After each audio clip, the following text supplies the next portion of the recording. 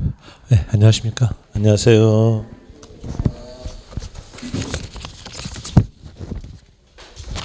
이제 기본서 보시면은요, 기본서에서 174페이지 보시면은 테마 3번 해가지고 재산세, 과세, 물건과 토지의 구분에 대한 내용으로서 할 차례인데요. 전번 시간에 배웠던 내용과 같이 연결하기 위해서 복습해 드릴게요. 자, 여기서 재산세에 대한 내용은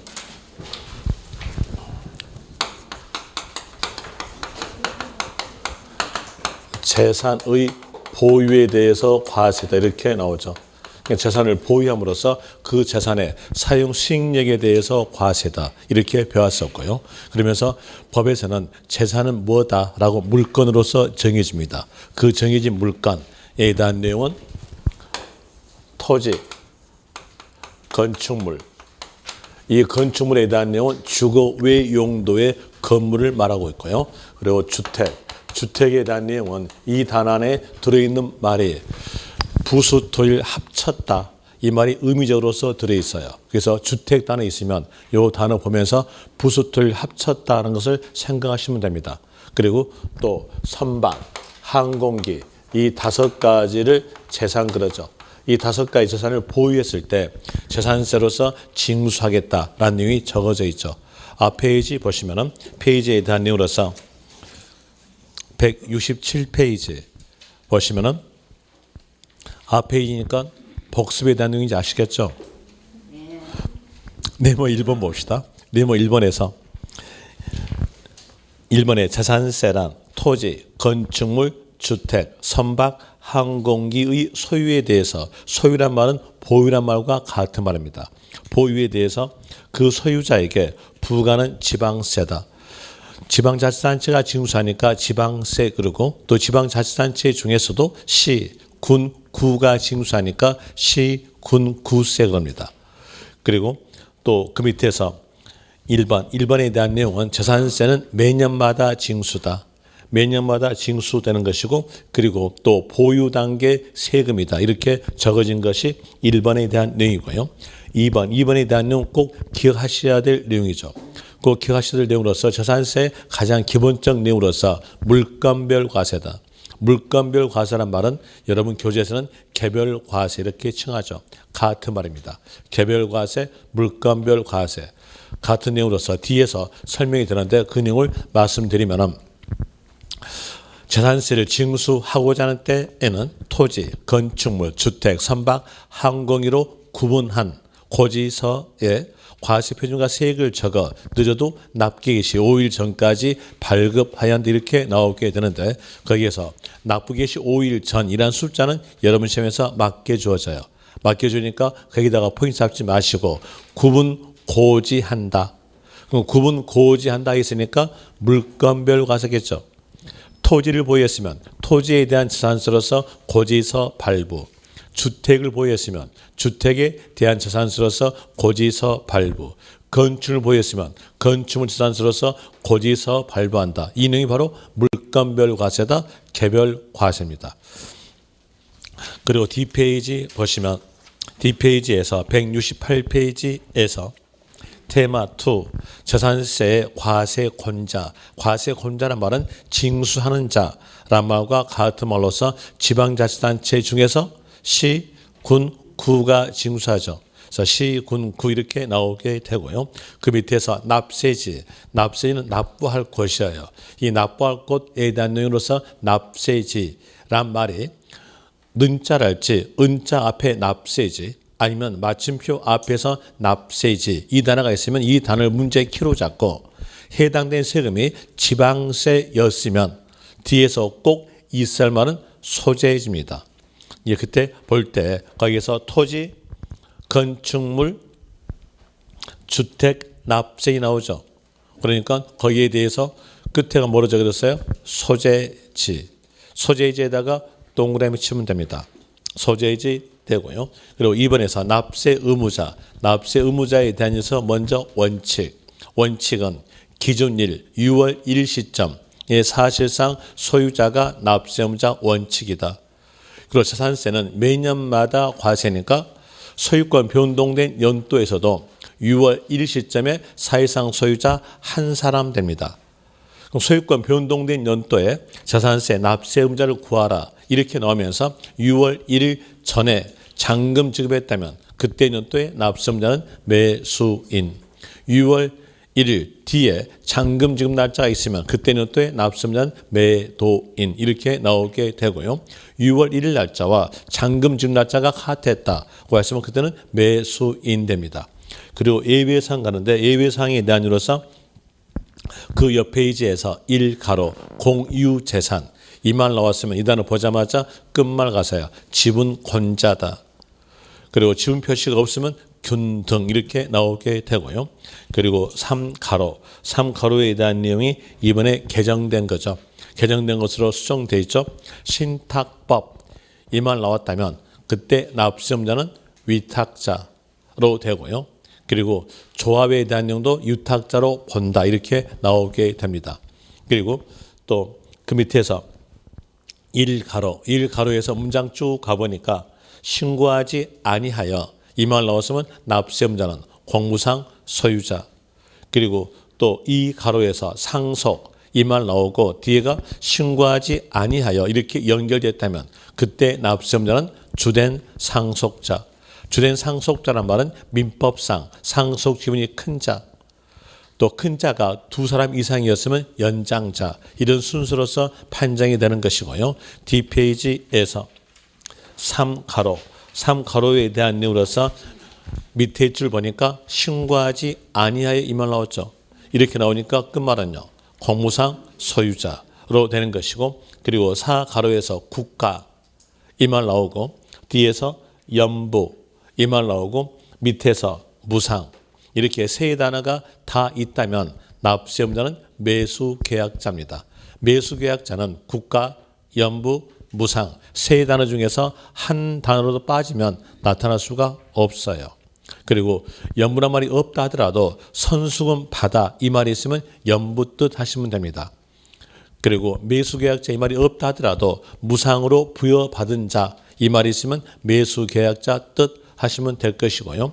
그리고 5가로에서 문장 쭉 가볼 때 채비지, 보류지 이 말 나왔으면 납세의무자는 사업시행자로 되고요. 그리고 1가로에서 문장 쭉 가볼 때 기속이 분명치 아니하여 기속불 이 말 나왔으면 납세의무자는 사용자. 여기에 대한 내용이 전번 시간에 배웠던 내용의 복습이었어요. 그럼 여기에 대한 이유로서 복습 문제에 대한 이유로서 풀어줄게요. 위인물 보시면 되는데 위인물로서 문제 풀어줄게요. 위인물에서 재산세 위인물 보시면 6페이지 재산세 위인물 6페이지에서 기출문제 1번에서 국가 나왔죠. 그 옆에 보니까 선수금 받아 나왔죠. 이게 뭐였어요? 연부. 그리고 뒤로 쭉 가보니까 그 줄 끝에서 무상 나오죠.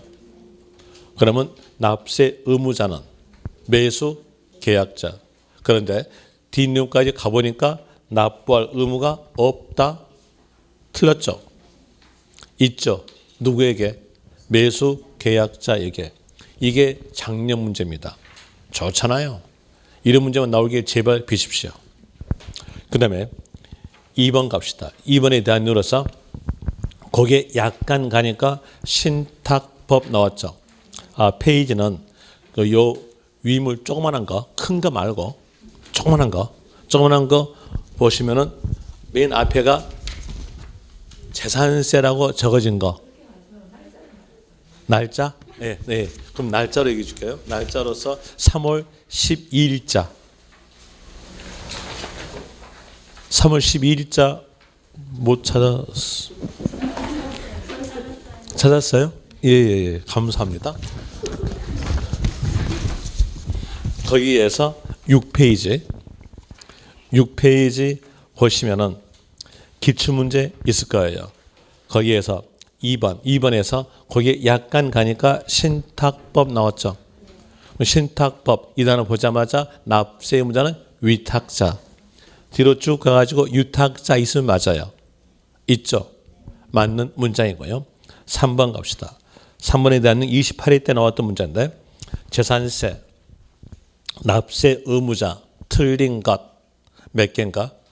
틀린 것 1번에서 공유재산 이렇게 나왔으니까 끝말 가세요. 끝말에서는 지분 권자 있으면 맞아요. 있죠. 그리고 가로 가보니까 지분 표시가 없는 경우 이렇게 나온다면 균등. 1번 맞는 문장이고 2번에서 거기 약간 가니까 기속이 분명치 아니하여 기속 불 나왔죠. 이대로 나왔으니까 막바로 끝말 가세요. 끝말에서 사용자 이 말이 있으면 맞아요. 있어 없어요? 있죠. 맞는 문장이고요. 3번에서 지자체 나왔죠. 더 옆에 가니까 연부 나왔죠. 더 가보니까 무상 나왔죠. 그럼 납세 의무자는 매수 계약자 맞고요. 4번에서 거기에 쭉 가보니까 그 끝에서 신고하지 아니하여 나왔죠. 그럼 납세 의무자는 공무상 소유자 있죠. 맞는 문장이고요. 5번에서 상속 나왔어요. 상속 나오고 거기에 쭉 가보니까 그 줄 끝에서 있는 말이 신고하지 아니하여 이렇게 연결됐으니까 납세 의무자는 주된 상속자가 있어야 돼요. 그런데 그 문장 끝에서 보니까 주된 상속자 있어요? 없어요. 틀렸네요. 답은 거기에서 5번 한 개입니다. 4번까지만 풀어줄게요. 국가 나오고 그리고 그 옆에서 연부 나오고 그 옆에서 무상 나왔어요. 그럼 납세 의무자 매수 계약자가 있어야 돼요. 있어 없어요? 없죠. 틀렸네요. 이런 일로서 복수까지 해드렸으니까 이제 진도로서 174페이지 나갈게요. 진도 174페이지에 대한 내용으로서 보는데 먼저 네모 1번 읽어드릴게요.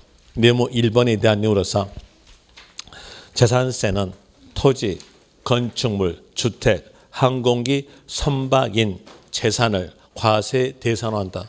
보니까 재산세 앞에 글자가 재산이죠. 이 재산을 보유했을 때 과세한다 라는 내용을 적어진 거예요. 그러면서 재산에 대한 내용은 뭘 말하냐면 거기 적어진 대로 토지, 건축물, 주택, 선박, 항공기 이 5가지를 말합니다. 그리고 앞에서 배웠던 내용이 개별과세 배웠죠. 각기 물건마다 고지서가 나가져요. 물건마다 고지서 나가니까 어떠한 재산에서는 어떤 세를 제외하겠다. 이 법이 나와줘야 이중과세가 되지 않은 거예요. 그 내용을 알려준 것이 바로 밑에 있는 내용들이에요. 여기서 볼까요? 이 볼 때 건축물 보세요. 건축물에 대한 내용으로서 살펴본다면 이 건축물에 대한 내용은 여러분들이 공법에서 건축법 배울 때 이 말이 나올 거예요. 건축물의 뜻에 대한 내용은 지붕과 기둥 또는 벽을 말하며 하면서 여기에 대한 내용이 본이에요. 그리고 뒤에서 있는 것은 다 부속된 내용들이에요. 그러니까 부는 본에 따라가니까 본 가지고 볼 때 여기서 이제 국어 공부합시다. 국어 공부에 대한 누러서 얘가 과 그랬죠. 과니까 and. 여기 또는 그랬죠. 또는 그랬으니까 전자일 수 있고 후자일 수 있고 이러시면 돼요. 그럼 여기서 볼 때 전자부터 먼저 하죠. 기둥과 지붕. 요 두 개 이루어지면요. 뭐예요? 건축물입니다. 후자가 뭐죠? 후자가 뭐예요? 벽. 앞에가 and가 있죠. 그랬으니까 지붕과 벽. 여기 또 건축물이에요. 그럼 건축물에 들어가려면 뭐가 있어야 되냐면 지붕이 있어야 돼요. 이 내용 알면서 여기서 연결시켜보죠. 주택, 지붕 있어 없어요? 제가 너무 어려운 거 물어봤을까요? 지붕 있잖아요. 지붕 있으니까 이것도 뭘까요? 건축물이에요. 그럼 이제 볼 때 여기 주택에 대해서 건축물이니까 건축물로서 고지서 나가지고 주택이니까 주택 건물로서 고지서 나간다면 이건 몇 번 과세일까요? 이중과세예요. 이중과세니까 이중과세를 방지하기 위해서 법이 나와야 돼요. 그럼 이 건축물에는 주택은 포함이다? 제외다? 제외다. 이렇게 나와야겠죠. 이게 작년 시험이에요. 작년에서 나왔던 내용으로서 이렇게 나왔죠. 건축물에는 주택을 포함한다. 틀렸잖아요. 제외돼야 돼요. 그럼 여기에서 이 건축물에는 주택을 제외한다. 그러니까 주택을 제외하니까 주거 외 용도의 건물을 말하는 겁니다. 그럼 여기에 대한 내용의 요 건축물의 의미는요. 주거 외 용도의 건물을 말한다. 이렇게 나와져요. 주거 외 용도의 건물이니까 토지를 합치지 않는다는 얘기예요. 여기에 대한 내용은요. 그럼 또 여기에 대해서 주거 외 용도의 건물이니까 말한 것은요. 상가 건물 아니면 공장 건물을 말한다. 이걸 알 수가 있어요.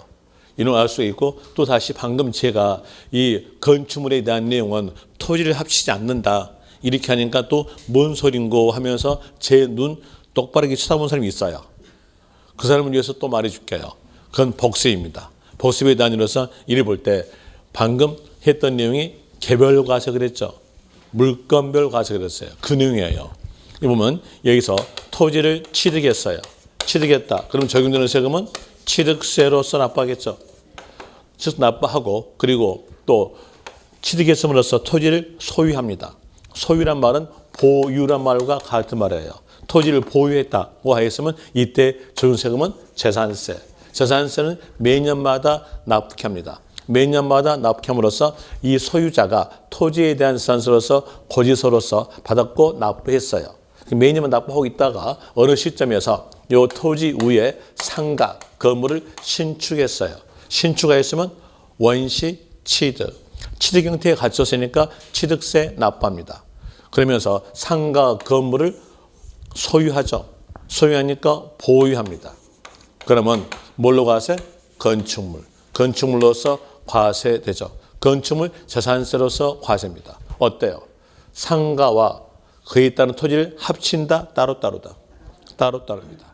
여기서 기억하세요. 만약에 상가 건물과 그에 따른 토지를 합하여 한 장의 고지서로 나간다면 그건 틀린 문장이에요. 상가 건물은 건물대로 따로 해서 건축물로, 여기에 딸린 토지는 토지에 대한 재산세로서 따로 해서 토지에 대한 재산세로서 고지서 나간다. 이걸 아시면 됩니다. 요인으로서 아시면 되고요. 그 다음에 또다시 상가 건물을 한 사람이 여러 채 보유하고 있다고 했을 때 물건별 과세니까 세액 산정은 건축물마다 상가 건물마다 세액 산정된다. 이렇게 나오죠. 그래서 건축물별 세금액을 산정한다. 이 내용으로서 나오게 됩니다. 주택 갑시다. 주택에 대한 이유로서 볼 때 여러분들이 학교에서 배웠던 내용으로서 주택 공시가액을 산정할 때는 주택 건물과 그에 따른 토지를 합하여 주택 공시가액을 산정한다. 이렇게 배웠어요. 이 말은 어떤 뜻이냐면 요 주택 단어 안에는 부수 토지를 합쳤다. 합한 요 내용의 의미가 들어있다는 거예요. 항상 여러분들은요, 주택 단어가 있으면 이 주택 단어 안에는 부수 토지를 합쳤다. 이 의미가 있다는 거 꼭 기억하세요.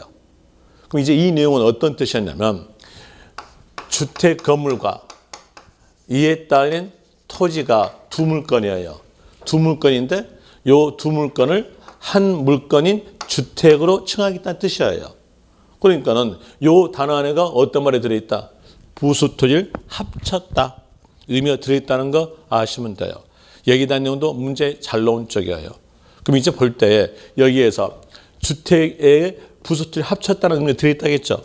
그랬으면 이 토지에는 주택이 포함되겠다, 제외되겠다. 제외해줘야 돼요. 그래야 이중과세가 되지 않아요. 그럼 여기에 대한 내용, 여기 토지에는 토지란 말로 왔으면 주택은 포함이다, 제외다. 제외. 이 말이 나와야 되는 것이고요. 그리고 또 별장입니다. 별장에 대한 내용인데 여러분들이 공법에서 주택법 배울 때 별장의 뜻을 배워요. 별장의 뜻에 대한 내용이 주거용 건물로서 늘 주거 용도로 사용되지 아니하고 휴양 용도로 사용된 건물에 대한 내용이 별장 그래요. 보니까 앞에서 주거용 건물로서 그랬죠. 그러면 여기에 대한 내용 별장도 뭘로 과세? 주택으로 과세하는 걸 아시면 됩니다. 그럼 여기에 다녀서 이제 또 알 수 있는 것으로서 별장에 대한 내용도 뭘로 과세하겠다? 주택으로 과세된다. 이 내용을 아시면 돼요. 그러니까 주택으로 과세되니까 이 단어 안에 들어있는 의미도요. 부수 토지를 합쳤다, 합한 요 내용의 의미가 들어있다는 것을 알 수 있고요. 그리고 또 한 사람이 여러 채의 주택을 소유했을 때 그 주택과 주택을 합하여 세액을 산정한다? 아니면 주택마다 세액 산정이다. 아까 물건별 과세 그랬죠. 그랬으니까 주택마다 세액 산정 이렇게 나와져요. 한 사람이 여러 채의 주택을 소유한다 하더라도 세액 산정에 대한 내용은 주택별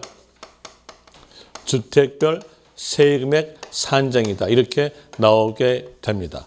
그럼 이 내용은 이런 뜻이겠죠. 여기서 A라는 사람이 주택과 또 한 주택을 보유했어요. 여기서 주택 그러면 이 단어 안에 들어있는 말이 부수토지를 합쳤단 말이 들어있다는 거죠. 그러니까 여기에 주택 건물과 이에 따른 토지를 합친 게 곧 뭐예요? 주택. 또 한 주택에 나누어서 주택 건물과 이에 따른 토지를 합친 게 곧 뭐예요? 주택. 그러면 주택과 주택을 합하여 세액 산정한다? 말 맞아 틀려요? 틀리죠. 이건 물건을 합했다는 얘기예요. 물건별이 아니에요. 그렇기 때문에 그 문장은 틀린 거예요. 이거 조심하세요.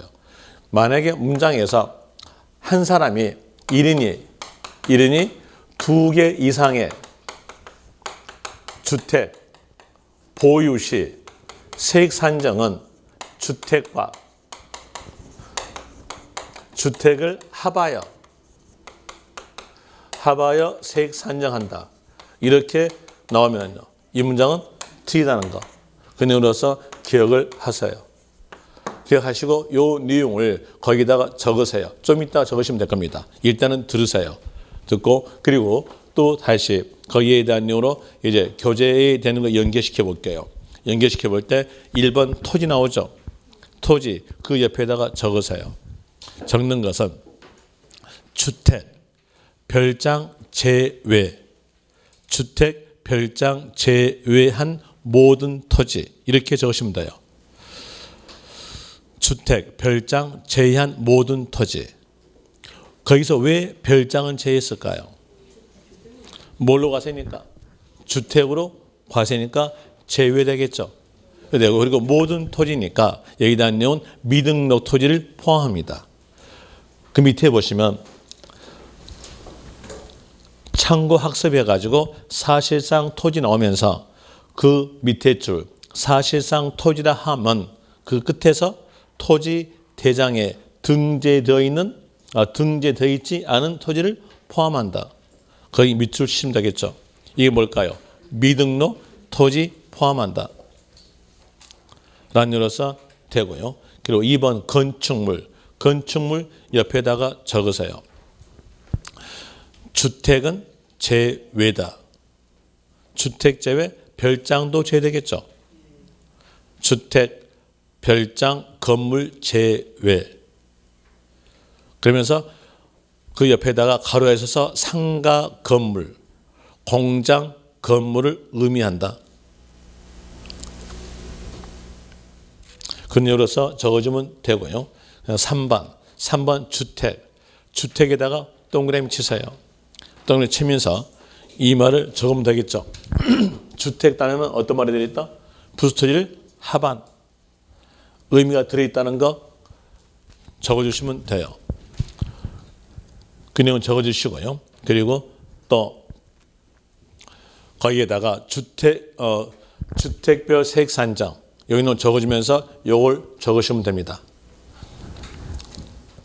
적어주고 그리고 이제 거기에서 이 가로에서 겸용주택 갑시다.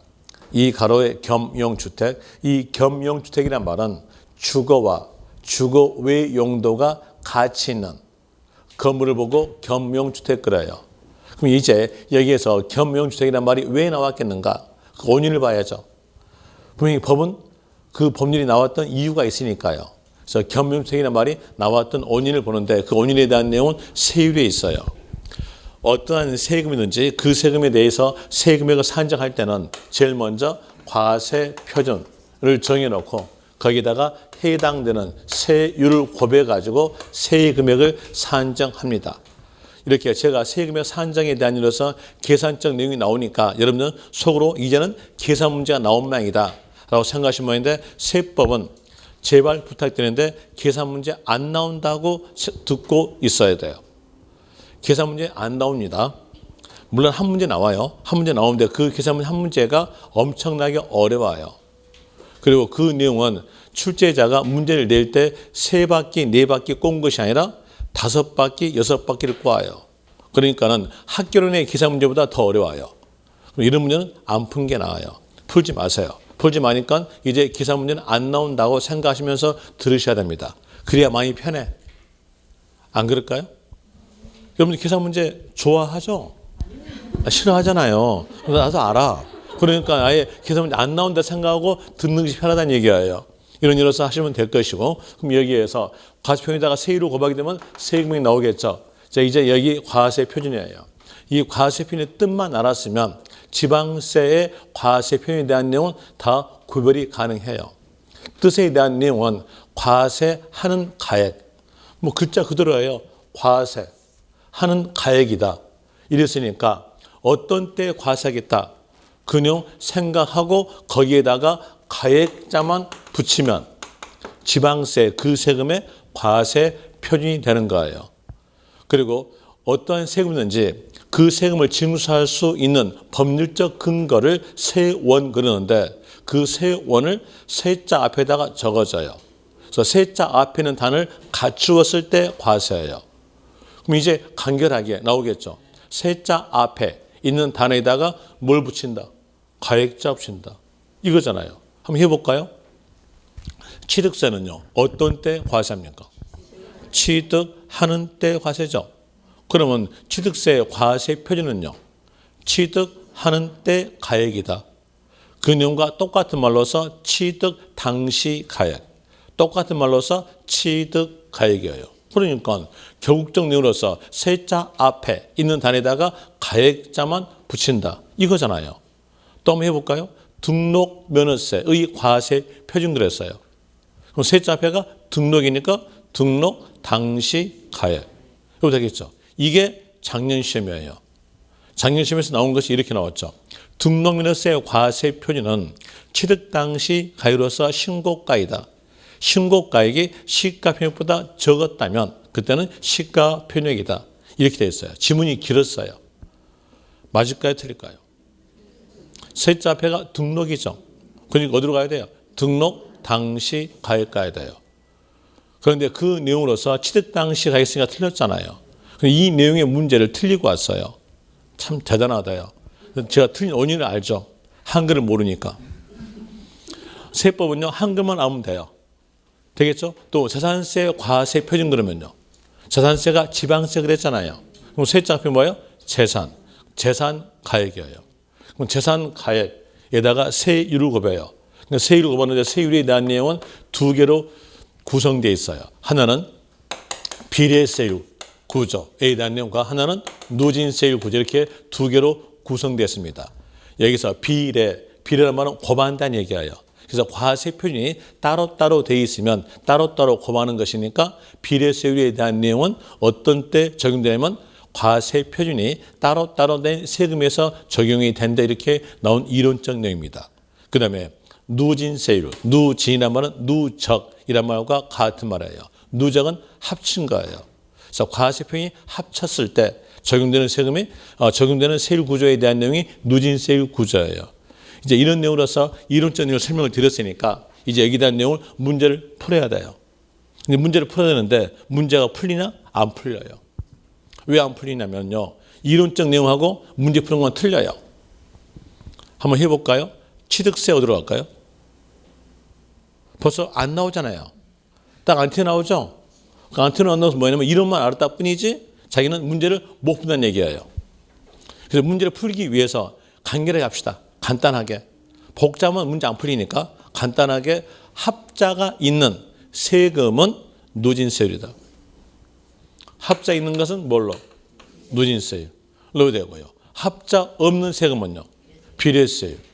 그런 문제 풀려있어요. 해볼까요? 취득세. 거기에서 합자 있어 없어요? 없잖아요. 그러니까 뭐였어요? 비례세율. 취득세는 비례세율이에요. 취득세는 취득할 때마다 과세거든요. 그러니까 당연히 어떻게 해요? 비례세율이에요. 등록면허세 어떨까요? 등록면허세. 비례세율 되겠죠. 합자 없잖아요. 비례세율 될 것이고요. 또 다시 종합부동산세 그러면요. 합자 있죠. 누진세율 적용돼 이렇게 나옵니다. 그리고 이제 곧 배우는 것으로서 토지에 대한 재산세 배워요. 토지 재산세에 대한 내용으로서 과세하는 방법은 세 개의 방법이 있습니다. 하나는 분리과세, 하나는 종합합산, 하나에 대한 내용은 별도 합산 이렇게 세 개 있어요. 여기서 이 세 개의 뜻에 대한 내용은 여기 파트 가서 공부하기로 하고 일단은 여기에 대한 내용이 비례세율인가 누진세율인가 이것만 구별합시다. 여기 보니까 여기 분리과세 어떨까요? 합자 없잖아요. 비례세율. 종합합산은요? 합쳤죠? 누진세율. 별도 합산은요? 합쳤죠? 뭐였어요? 누진세율이에요. 이게 32 때 나왔던 문제예요. 별도 합산은 뭘로? 누진세율이다. 그런데 어떤 사람들은 숫자만 내리와요. 누진세율에 대한 이유로서 0.2%부터 0.4%의 누진세율이다. 이런 이유로서 누진세율에 대한 내용이 어떤 의미인지 몰라. 모르고 숫자만 내리외워놨어. 그러다 보니까 틀렸어요. 30회 때 나왔던 말이 어떻게 나왔었냐면 재산세에 누진세율이 적용되는 물건은 그랬어요.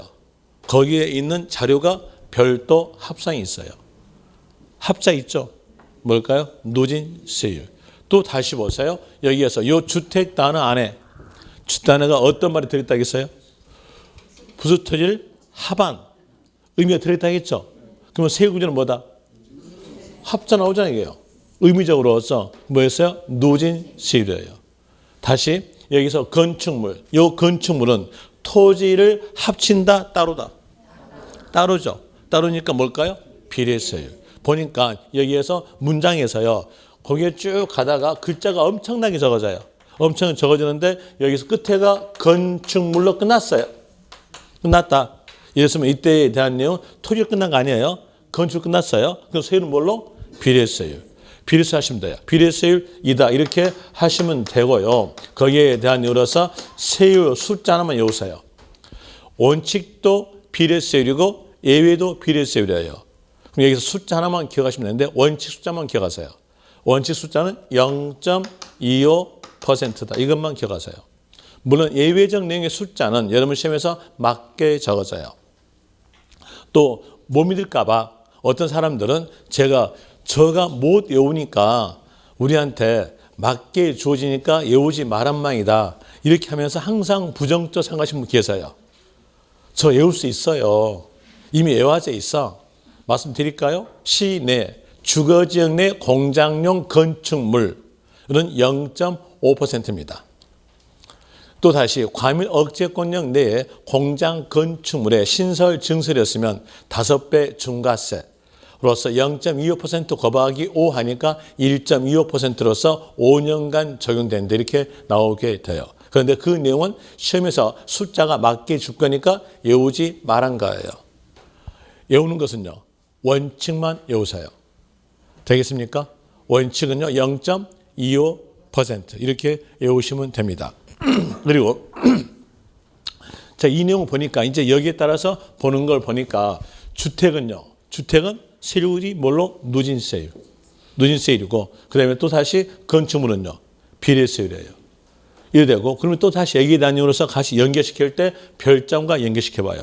별점은 뭘로 과세했어요? 주택으로 과세되니까 여기 말 안에가 부수 합한 이 말이 있음으로써 여기도 누진세율 가야 돼요. 근데 이것만 비례세율이에요. 별장은 주택으로 과세하는데 세율만 안 따라가요. 그걸 알기 위해서요. 기본서에 없는 내용을 위물에 적어놨어요. 위물에다가 적어놨으니까 그 내용으로서 기억하시면 돼요. 위물 보시면 위물에서 페이지에 대한 내용으로서 위물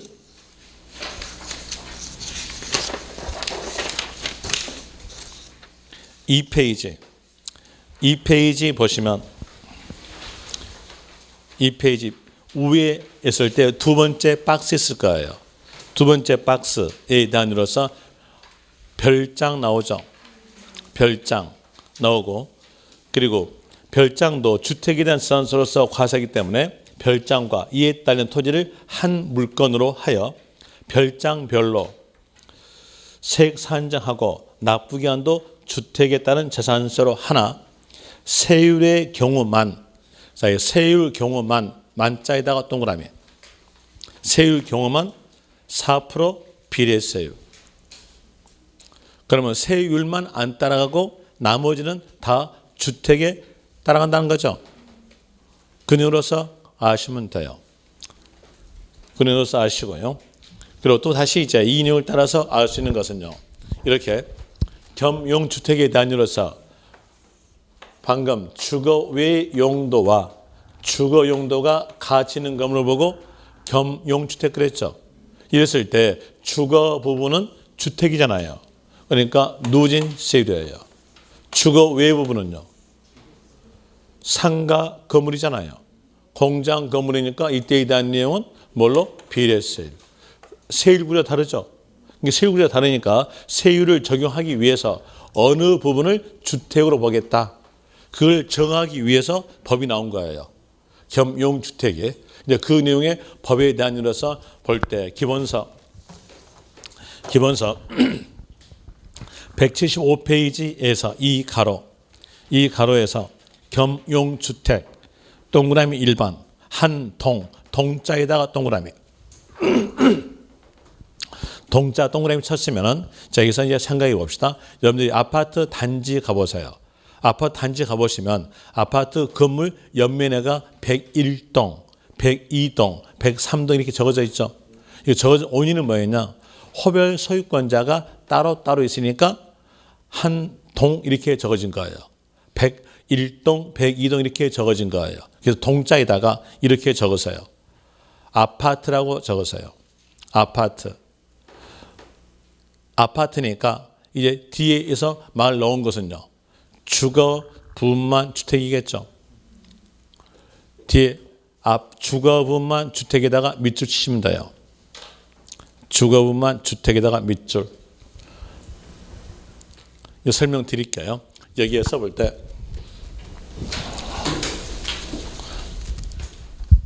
이렇게 건물에서 1층에서부터 25층까지 건물이에요.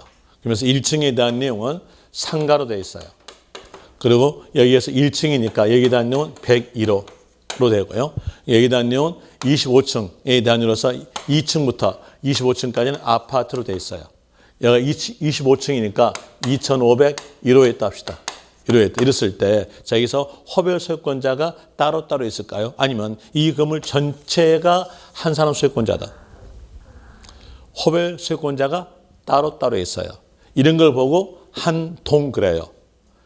여기에서 요 소유자에게 고지서로서 재산 징수해야겠죠. 요 소유자에게 고지서로서 징수해야 되겠죠. 소유자가 납세무자니까요. 그럼 여기에 볼 때 요 소유자에게 얘가 주택이잖아요. 주택이니까 뭘로? 누진 세율로서 세액 산정해서 고지서 나간다는 겁니다. 그럼 여기는 어떻겠습니까? 상가죠. 뭐였어요? 비례세율. 0.25% 세에 금액 산정해가지고 고지서 나간다는 뜻이었어요. 그럼 이제 여러분들은요, 동자 나왔으면 생각 딱 떠오르는 것은요, 아파트. 생각하셔가지고 끝말은 뭐다? 주거 부분만 주택. 이렇게 하시면 돼요. 그 다음에 그 밑에서 한 구 나오죠. 동그라미 한 구, 구자 나오면 여기서 한 사람 소유권자 건물 생각하세요. 구자에다 적으세요. 저는 못 믿어요. 구자에다 적는 것은 한 사람 소유권자의 건물. 한 사람 소유권자의 건물 하시면 됩니다. 이게 적었으면 이렇게 보죠. 자, 여기에서 시장에 가보시면 시장에서 이렇게 건물이 있을 거예요. 이렇게 2층 건물이 있어요. 2층 건물이 단위로서 1층은요 상가로, 2층은 주거 이런 건물이 있어요. 여기서 상가 한 칸 한 칸, 방 한 칸 한 칸, 소유자 따로 있을까요? 아니면 이 건물 전체가 한 사람 소유자일까요? 전체가 한 사람 소유자 건물이에요. 이러니까 여기에 대해서는 한쪽에 몰아줘야 돼요. 요 한 사람에게 고지서 나갈 거 아니에요. 그러니까 한쪽에 몰아줘요. 몰아줘서 50% 이상이면 전부를 주택으로 본다는 겁니다. 자, 이제 그림 보니까 주거 부분이 50% 이상 돼 있죠. 그러니까 전체가 뭐다? 주택이다. 주택으로서 뭐로 적용되겠다? 노진 세율로 적용해가지고 세액 산정해서 요 소유자에게 고지서 나간다. 이게 됩니다.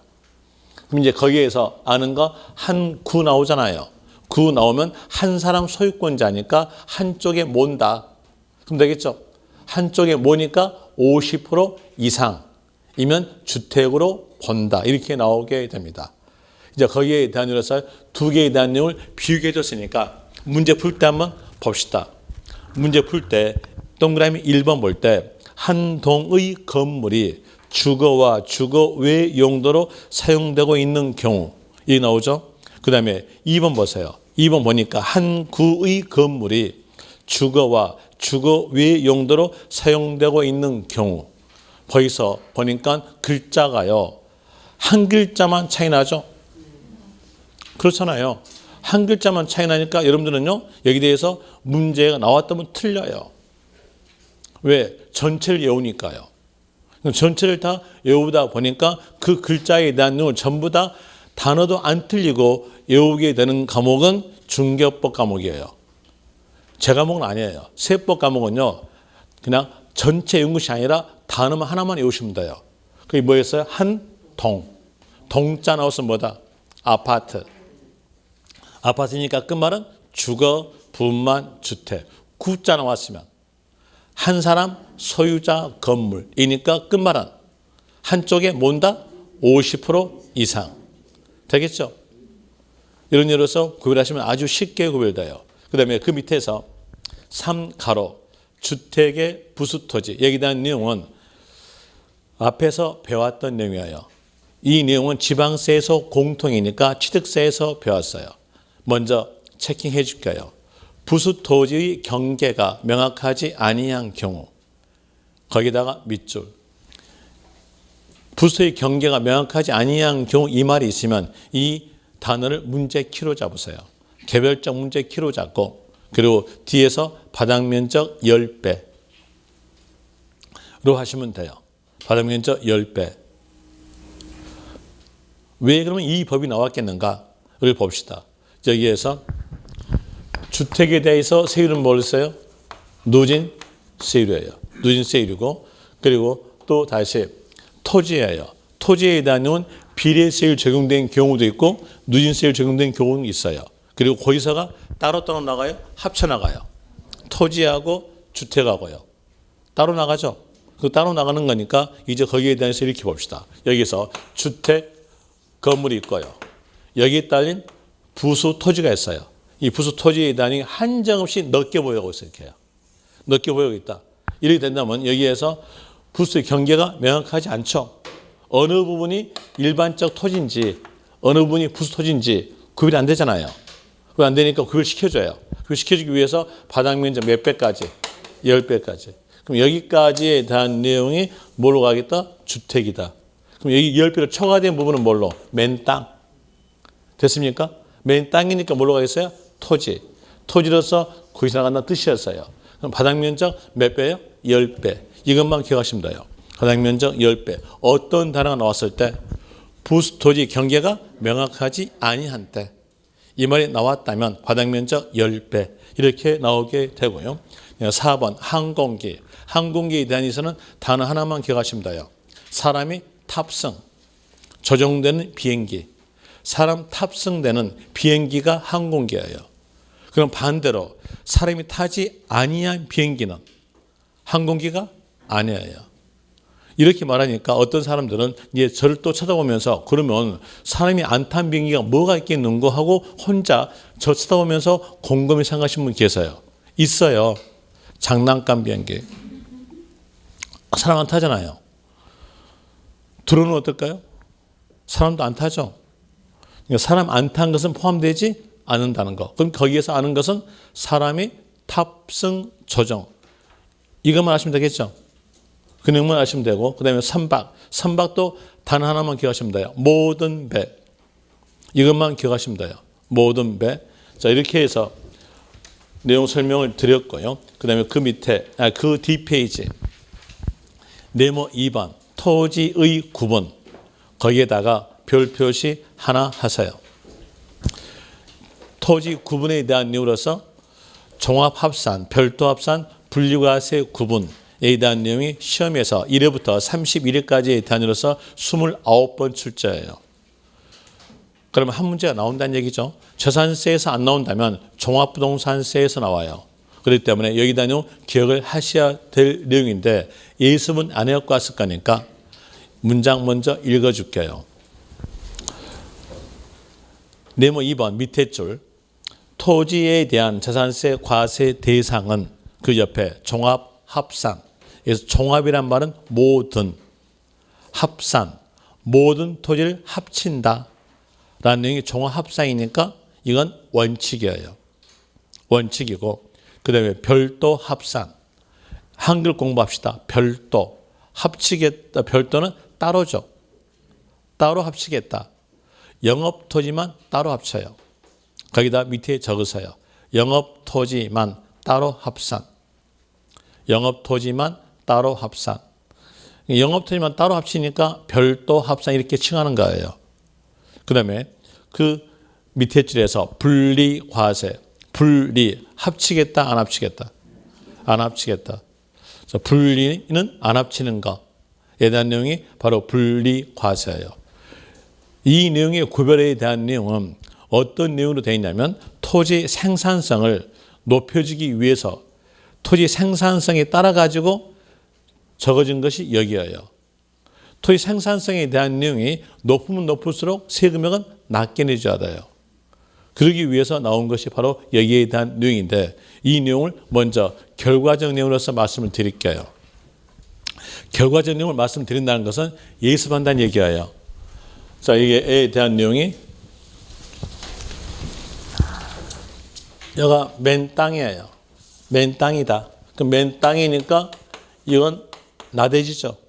나대지에 대한 내용은 원칙갑니다. 원칙으로서 종합 합산. 세율은 뭘까요? 누진세율. 누진세율인데 숫자에 대한 내용 외울 필요 없지만 비교하기 위해서 일단은 적어줄게요. 종합산에 대한 내용의 숫자는 0.2%부터 0.5%까지 누진세율이 적용돼요. 그리고 또 다시 볼 때 여기 맨 땅보다도 영업토지는 생산성 높아요? 낮아요?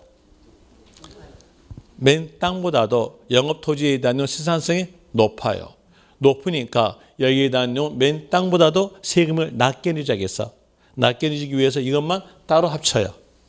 이것만 따로 합친다라는 의미에서 뭐로 표현되겠어요? 별도 합산. 되겠죠. 합쳤으니까 세율 뭘로? 누진세율. 누진세율인데 여기에서 숫자 0.2%부터 0.4%의 누진세율이에요. 이 볼 때 이 종합산은요. 끝이 몇이에요? 0.5. 별도 합산은 끝이요. 0.4. 그러면 어디가 더 낮아요? 별도가 낮아요. 이렇게 생산성이 맨 땅보다도 더 있으니까 낮게 내기 위해서 이것만 따로 합치는 거예요. 되겠습니까? 이제 여기 알았으면 이 숫자 버리시면 돼요. 버리고요. 합쳤으니까 뭐다? 누진세율 하시면 됩니다. 그 다음에 다시 이제 또 연결시켜서 비교해 볼 때 농지 어떨까요? 농지 쌀 나오죠?